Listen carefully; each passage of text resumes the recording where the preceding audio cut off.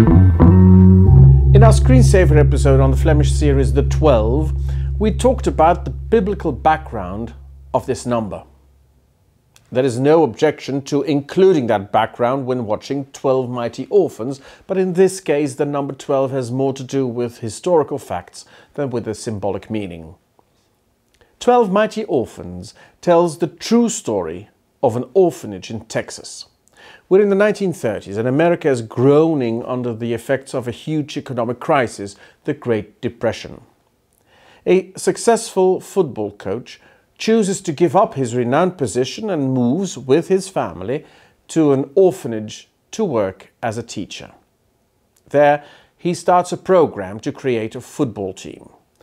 American football is played with a team of 11 players on the field. However, modern teams consist of as many as 48 players who can be changed at will during the match. In the poor orphanage in Texas, however, Coach Russell had to make do with only 12 boys. Far too few to build a performing team with, you would think. Moreover, there was no equipment available. No shoes, no field, not even a ball. And yet, Coach Russell managed to put his team on the map, even making it to the state championship finals. A story that begs to be filmed, considering how keen our culture is on sports films in which the underdog becomes unexpectedly successful, especially when that success is due to a hero who doesn't allow himself to be held back by outside and inside opposition like Coach Russell. Rusty Russell must deal with the lack of resources, an evil caretaker and condescending colleagues, but he must also win the trust and respect of his boys, the 12 orphans referred to by the film's title. In other words, a typical story along the lines of films like Coach Carter, Invictus, Remember the Titans, as well as Karate Kid, Rocky and Jerry Maguire. Now, each of those underdog stories is related to biblical histories in one way or another, but in the case of 12 Mighty Orphans, it goes just a bit further. It starts with the concept of orphan, which often appears in Old Testament texts, texts that call for caring for widows and orphans. In biblical times, there was no safety net for women who lost their husbands or for children without fathers. Both groups were defenseless at the mercy of the goodwill or evil intentions of others. When the great prophet Isaiah calls his contemporaries to religious life, he makes it clear that at the heart of it lies not piety, but goodness. Listen to this appeal. Learn to do good, practice justice, help the oppressed, provide justice for orphans, defend widows.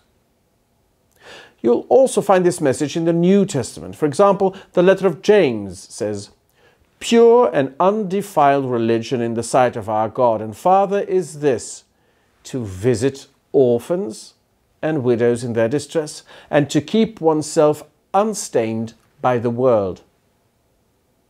At the beginning of the film, the Masonic School of Orphans in Fort Worth, Texas, is anything but a place where orphans will receive the care they need. The children live in squalid conditions and are enlisted as slaves in the print shop through which the school makes a profit. What the letter of James refers to as stains of the world is portrayed in the character Frank Wynne, the caretaker. In violent and even sadistic ways, he uses the orphans to enrich and advance himself. His counterpart is Coach Russell, who uses almost biblical language when he confronts the immoral caretaker at the headmaster's office. The coach looks the headmaster straight in the eye and says, "This is supposed to be a place to nurture the broken and the weak, the ones with nothing left. When are you going to stand up for these children and do what's right?" Prophetic language from the mouth of a man who also lives up to the message in his own actions. He has chosen to give up his comfortable life to go to work in the place called cold and uncaring at the beginning of the film, where children were to be pitied, if not feared. During the first night at the Institute, Russell's wife, Juanita, expresses concern about the feasibility of the project. Russell replies, "We've a chance to make a real difference here." And then Juanita describes how far-reaching the decision was to come to the Masonic home. "We left everything for a place with nothing." "That's exactly why we came here," the coach replies. Behold the picture of the Christian concept of kenosis, a word most of you have never heard, I suppose. At the same time, a central concept in the Christian faith. The New Testament says that Jesus, though he was equal to God, emptied himself and assumed the existence of a slave. To empty oneself is the way the Greek kenosis is rendered here. It means letting go of everything, giving everything away. We left everything for a place with nothing, in the words of Juanita. And why would anyone do such a thing? The Bible would say, to esteem the other higher than yourself in all humility. Remember how Coach Russell put it, to nurture the broken and the weak, the ones with nothing left. The New Testament calls this a mindset, that is, an inner attitude expressed in concrete actions. And that's what religion is all about. I've noticed that many inside and outside the church see faith as a conviction, assuming that something is true or not, along the lines of, does extraterrestrial life exist? Regardless of whether you answer yes or no to that, it makes pretty much no difference in the way you live. That is how religiosity becomes a sterile element in human existence. But that, of course, is a huge misconception.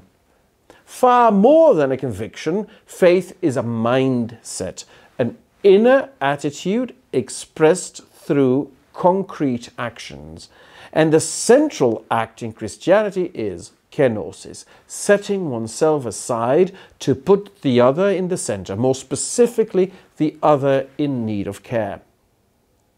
Perhaps today these are not specifically the widows and orphans, but God knows that our time too has people for whom there is no safety net and who are defenseless at the mercy of our goodwill or our evil intentions.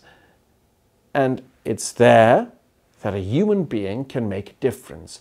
There you find the meaning of existence. Recently I had a conversation with a mother whose children are almost all in their 20s. She told me what was the most important objective for her in parenting. To my surprise, her main concern was not whether her children would land on their feet, whether they would fully realize their potential. She didn't even talk about being happy. What this mother put forward was, I hope my offspring will give back to society what they received as children: care, closeness, space to grow, opportunities to learn. Passing on the good you have received so that those who receive it from you will in turn give it away. Therein lies the power of a family. And that's the story of Rusty Russell and his 12 mighty orphans. Almost at the end of the film, the narrator puts it like this. What Rusty brought to the Masonic home wasn't just football or academics. It was the feeling of finally being a family. And that this bore fruit, you can read during the credits. Some of the 12 football players went on to pursue careers in sports, others in education or the army. All have contributed to society in one way or another, because one man set everything aside to give them a future. For Rusty, it was about believing, the narrator concludes, believing in something that, against all odds and evidence, might not seem possible, but somehow would come to pass.